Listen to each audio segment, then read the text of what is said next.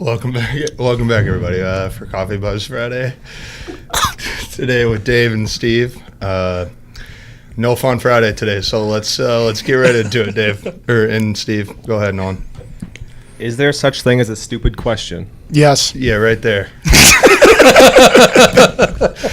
That was the start. Okay, here we go. 3, 2, 1. Is there such thing as a stupid question? I have some good thoughts on this. Yeah, go ahead and lead us off then. Well, I think it's relevant because we were having a conversation about this the other day. If you're okay with the embarrassment of a stupid question, at least you open yourself up to the ability to find out an answer or a different way of asking a question. So that was what we were talking about yesterday. So if it seems stupid, how do you know it's stupid until it's asked? Because in your mind, it actually seems like a relevant question at the time. That's where I jump in, because as a coach, I can tell you this: people all the time will ask me questions to ask me questions, which I think is stupid. So like a kid will like literally pop 6 balls up in a row, and he'll go, "Am I getting under that?" To me, that's a stupid question. Like you're saying, they'll ask you a question just to talk. Yeah, just to talk. Just to talk. If you're asking a question to talk, like if somebody says, hey, should I wear snow boots out in the winter? While you might think that's a stupid question, technically I wouldn't put that in the stupid question category. For me, a stupid question is wasting everyone's time asking a question just to ask a question. But Harvey was saying, well, how do you know that your question is going to waste people's time until you ask it? Right. And that's where I'll say, based on human chemistry and brain, when somebody is asking you a question and you're going, I know that you're just asking me this, and I will say to people, you're just asking me this to ask me a question, aren't you? And they'll go, yeah. And I know that's had to have happened to you too. Yeah, of course. So wouldn't you call that stupid then? Isn't that wasting everyone's time? I mean, it's a gray area, right? Because they don't know it's a stupid question. That's my whole point, is they do know it's a stupid question. But at the same time, like, isn't that like our job as a coach is to answer whatever questions they have, right? Like that's our role in that area is to help guide them. And if they have questions, well, of course, like if we ask a mathematician how to like help me with my algebra, right? They're gonna go like, oh man, this is annoying to me. But that doesn't make it a stupid question. So correct. Right? All in agreement there. Yeah. So I guess quickly summarizing, Harvey, we don't know a question is stupid until after it's asked. Yeah. Right, and then the person, and then the person that's judging whether it's stupid or not is the person that it's asked to, right? Correct. Not the person like thinking, "Hey, I need to figure out this information in order to move forward." But to me, the stupid question has to be that the person who asked said question, yes, gets called out by person who was Yes. asked, and they agree. Yes. Yes, I just asked that to ask. You're right. For sure. Stupid question. Boom. So once asker and askee agree that it's a stupid question, then there are stupid questions. Absolutely. Yes. There's 2 types of stupid questions, because if you go into it with an actual, in your mind, it's a true, honest, authentic question. Yep. And then it's stupid. Is that considered a stupid question? No. Because you don't know. Like because you don't know. You're arguing that you know going into this. I'm just asking a question just to create conversation, in which we have all agreed that becomes a stupid question. Right. It becomes a stupid question. Like when I ask Steve, and I'm popping these balls up in the cage, and I go, "Am I getting under that?" And you go, "Are you just asking me to ask a question?" I'm like, "No, I really mean it. Like I don't know what's causing me to get under that." Now it's not stupid. Now it's not stupid, right? Correct. So I have to agree, like, oh yeah, I'm an idiot. I was just saying a question that doesn't move our conversation forward. I'm just being lazy. Yeah. Like a stupid question is lazy. So then a stupid question comes down to... But you'll never know if you don't ask that question. Right. So beforehand, you can't in your mind say this is a stupid question. You'll know if it's a stupid question after you ask it. So you cannot be worried. 1 minute. So you can't be worried about asking a question because it's not stupid until you ask it, right? So you can't be afraid of being accused of saying a dumb question, because you need to find out, and you need coaching. And I disagree with that. I'm saying that I think people will ask me questions, and while they're asking it, they know that they're just doing that to ask a question Like they're while asking, they're doing it. Am I getting under the ball just to have Coach Steve say something to me? Like to be like, yeah, you are. Like, good job. I already know you know that. I know you know that. 20 seconds. So 20 don't seconds. ask that. So are there, in 20 seconds, are there stupid questions? Yes, in my opinion, yes. I think that, in my opinion, in 5 seconds, that it's only a stupid question if you are unauthentically asking it. I like saying that 10 seconds. there is not dumb question because I don't want to discourage people from asking questions. And I believe in question asking as well. Absolutely. Next question. Will there ever be another two-sport professional athlete? Ready, go. Will there ever be another two-sport professional athlete? Statistically, you'd have to say yes, right? I mean, over time, if sports are around for the next 500,000 years. I mean, and we need to get clear on defining a two-sport athlete. Like at the same time, at a certain level, right? So like Tim Tebow is a two-sport professional athlete, but he didn't do them at the same time. And at the same time, when we're talking about like Bo Jackson or Deion Sanders, they both made it to the big leagues and they played in the NFL. And Michael Jordan was a minor leaguer. And Michael Jordan was a minor leaguer, but not at the same time. And he also went back to the NBA. Did you guys know that Bo Jackson got drafted by the Bucks and said no, went and played baseball, and then the Raiders drafted him in the 7th round, and he played football the next year? Really? How weird is that? I never knew that. Weird. Yeah. That's super weird. I didn't know that either. Yeah. Fun fact of the day. So are we saying yes to that? Well, we're saying We're defining it. we're defining like a two-sport athlete. So are they going to reach the highest levels in both sport, or like you would draft even like people I thought wanted to draft LeBron James in baseball just because of his body and how talented he is, right? So would he play one like same thing with Russell Wilson, right? He goes to spring training with the Texas Rangers, right? So is he a two-sport athlete at that point? No, I took it as you got to be in the show I and took both. it as you got to be in the same show as time. well. Same with me. Like a Bo Jackson. Yeah. Yeah. So I think that's what you were asking as well. Yeah, highest level. Highest level. So it might be something worthy to chime in then in the first minute and a half there, Noel, of letting us know highest level. But Another dumb question. Yeah, dumb question. Stupid question. Unauthentic question by Nolan.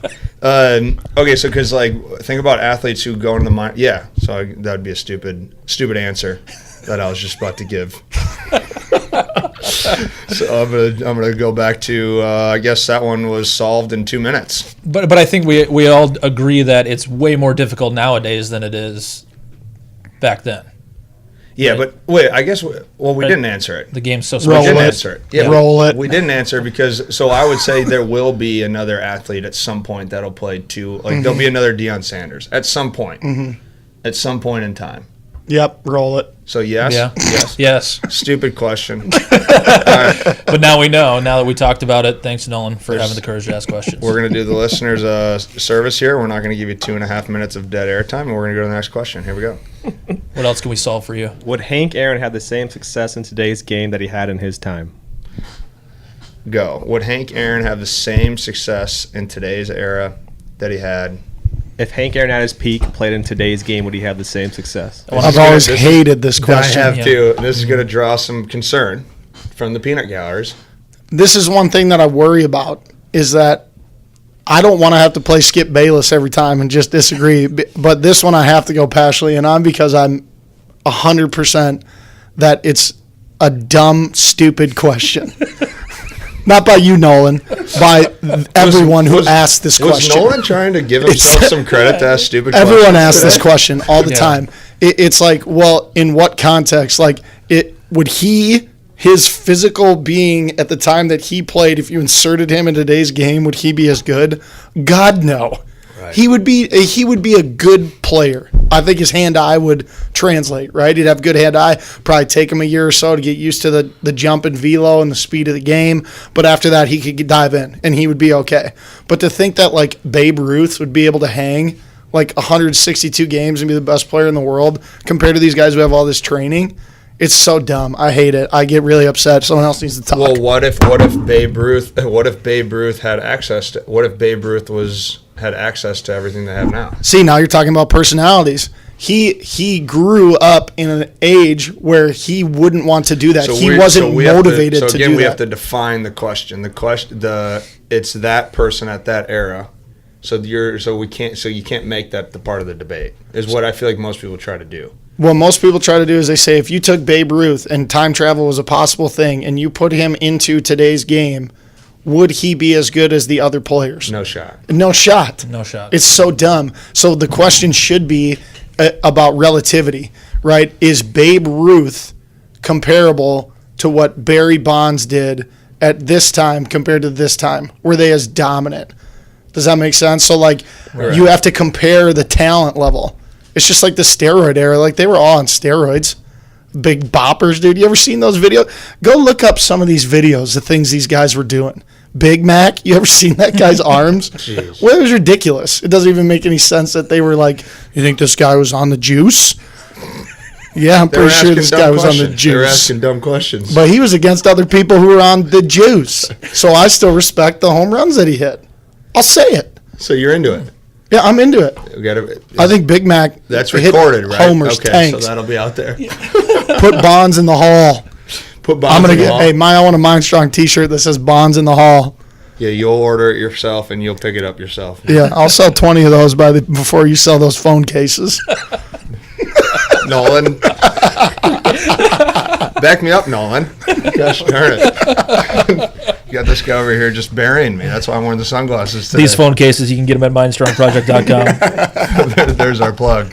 I agree with Steve. I don't think that that's possible. I mean, you can just statistically look at the numbers of sports in 40s times in football, look at vertical height in basketball, look at the velocity's risen by like 4 miles an hour in the last like 12 years in baseball. It might even be more than that. I made that up, but I know it's something. I think it was like 89 when I was in high school, and it's like 92 now. I believed you.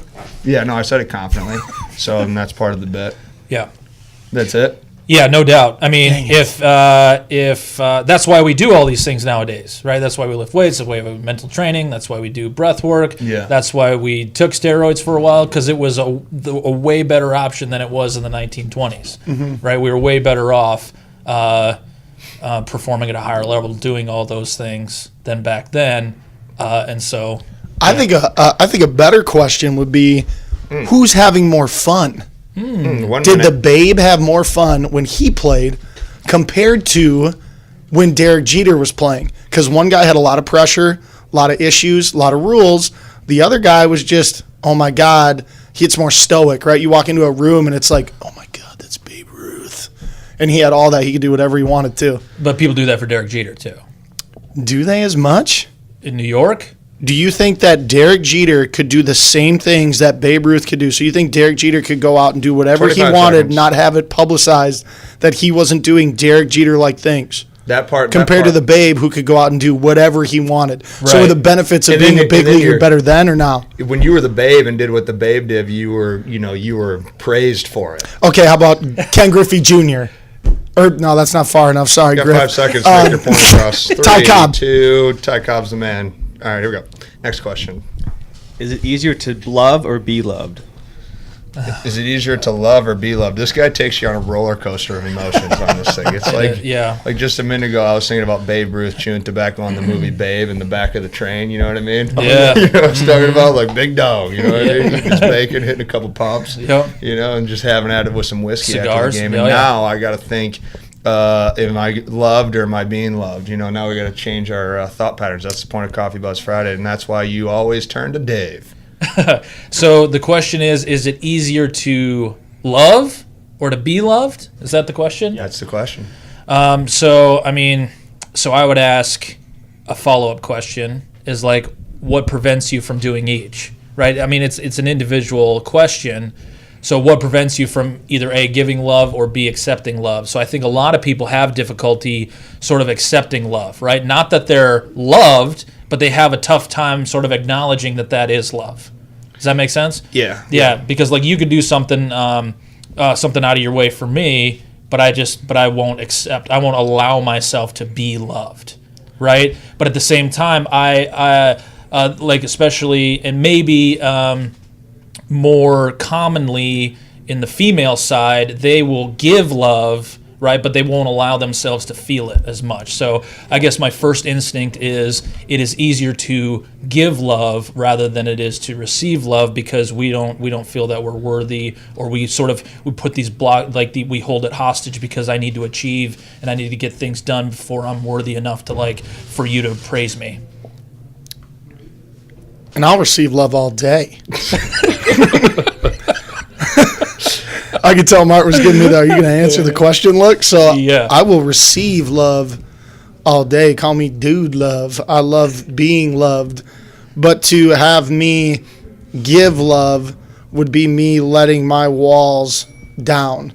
So the second that I give love, now I'm susceptible to heartache, where I can receive love selfishly and know, okay, this person loves me. Do I love them back? It's much more difficult to do that for me. Can't you still get? I think it was. I think that was cool because I took it completely different from both of your perspectives. Whereas I would almost think getting love is awkward to most people. Getting love, but giving love is easy. But I didn't take it as your part of it. I was taking it as gift giving.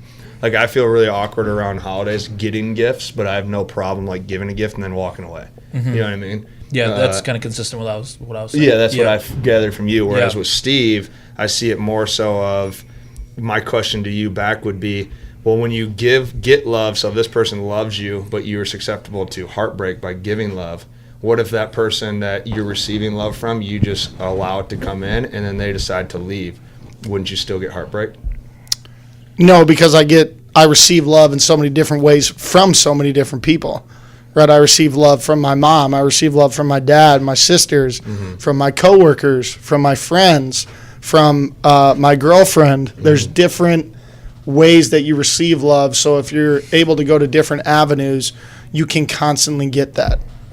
Where giving your love is much more scary. I don't know, but that might not be easy for other people, right?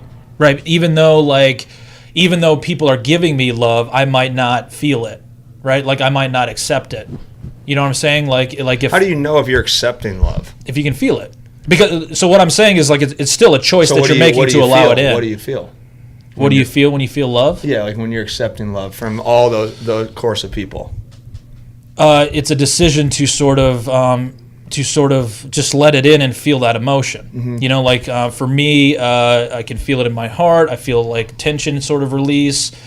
I can breathe a little bit more fuller. I feel like a drop of almost like a rush of water down my back. So would you say that if once you feel those emotions, now you have the ability to give those emotions because you have an idea of what you're giving? I think you can act in a way that is an attempt to make that other person feel that emotion, but they still have to turn it on.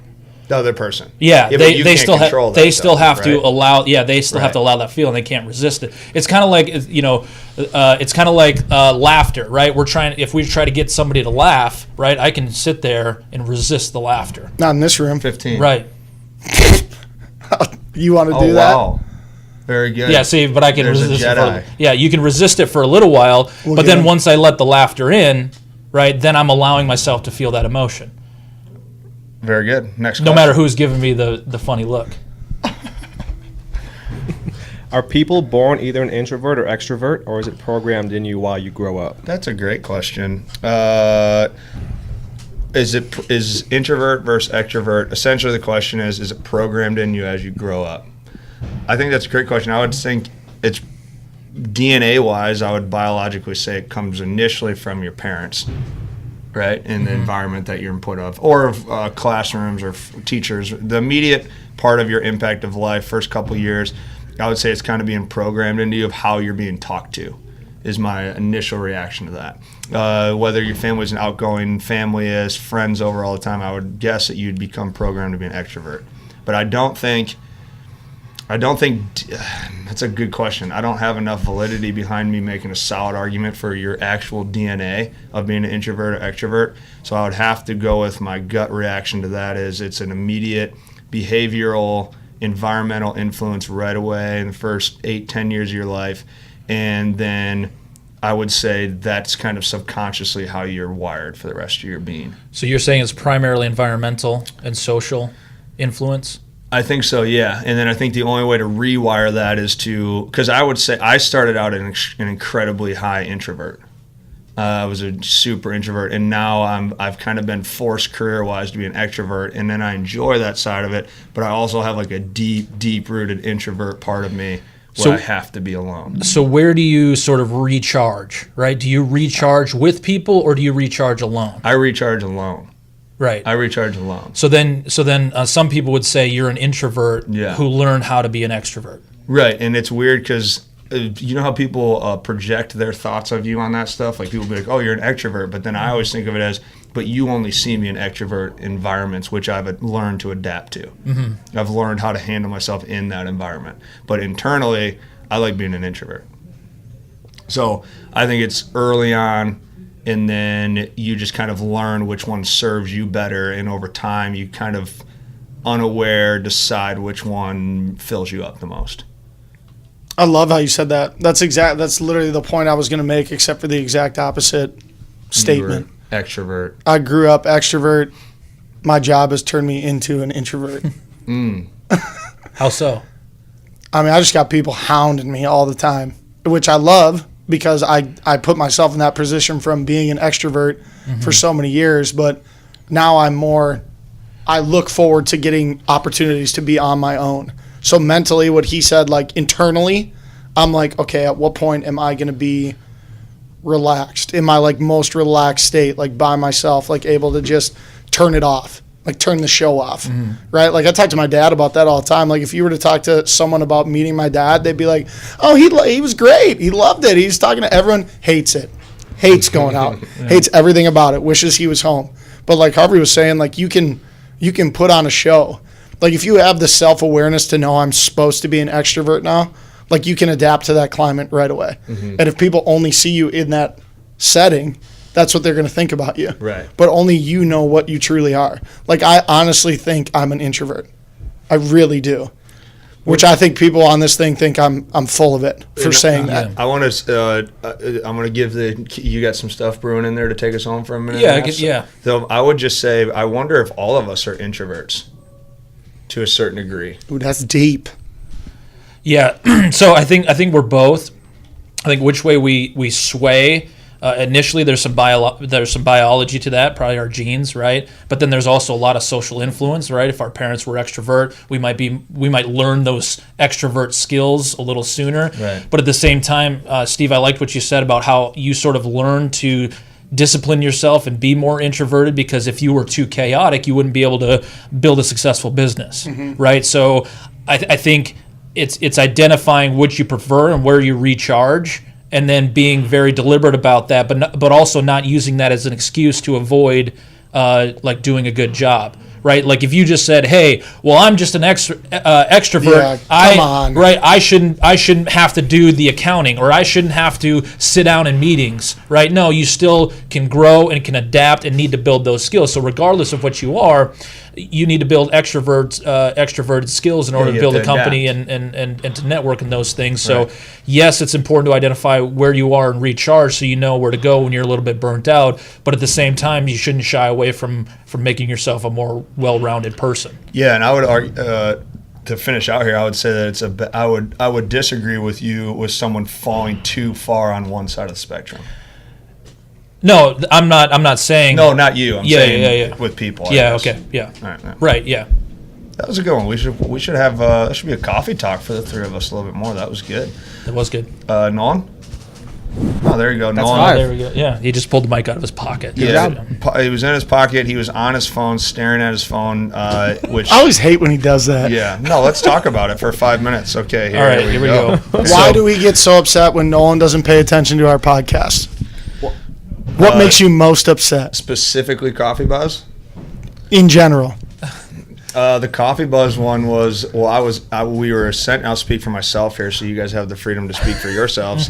But that was an introvert reflection of his supposedly intelligent question that he was going to ask us, and we were going to enlighten him or at least give him some sort of reflection. Or my mom is calling me. I'll call you back. Mom will give her sorry, I can't talk right now. That'll save you some time, Nolan. You can thank did you text my mom and say call in? Karen, I need your help right now. Text her up. No, so I forgot my point now. What was I saying? You were just talking about how much Nolan pisses you off. Yeah. That should get you going. Pissed me off because don't ask us the questions if you're not going to hear the answers. That cryosana thing that just came in was just so loud. That would be the dumb question of he just asked a question just to ask a question now. So that goes back to Steve's point. So were you? That would be my answer to that. And this is our time, Nolan. You don't get to chime in on this part. This is our 5-minute coffee buzz. What do you got, Dave? I'll let Steve go. Well, what I was going to do, boss man just didn't allow. I was going to ask Nolan some questions, so I'm going to let you go. So that's what I wanted to do. I wanted to all give us a quick piece, boss. and then allow Nolan to try to defend himself, and then we can really get into it. I think any great boss is open to opportunity and reflection from his coworkers and his comrades. Let's have at 'em, boys. All right. Go ahead, Dave. So, Nolan, why do you do those things?